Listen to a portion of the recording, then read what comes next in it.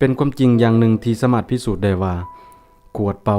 ถ้าบรรจุน้ำใส่จะมีค่า 1,250 กีบถ้าบรรจุน้ำหวานจะมีค่า 2,500 กีบ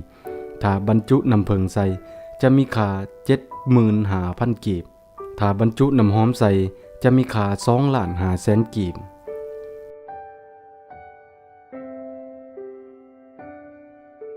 ชายผู้ยากจนถามพุทธเจ้าว่า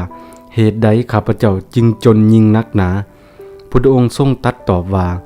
เป็นเพราะทานบ่ฮู้จักให้และบ่ฮู้วิธีให้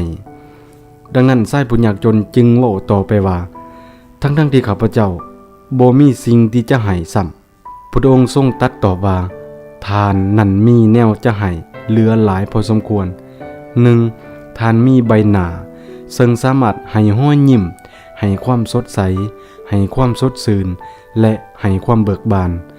2. ทานมีปากทานสามารถให้ความชื่นชมให้กำลังใจหรือให้การปลอบโยน 3. ทานมีปัญญา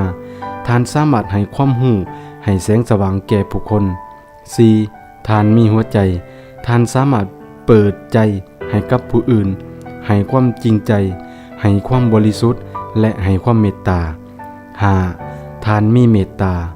ทานสามารถมองเบิ่งผู้อื่นด้วยสายตาแห่งความหวังดีด้วยความโอบอ้อมอารี 6. ทานมีหางกาย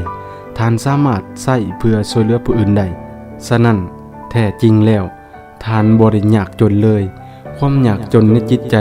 คือความยากจนที่แท้จริง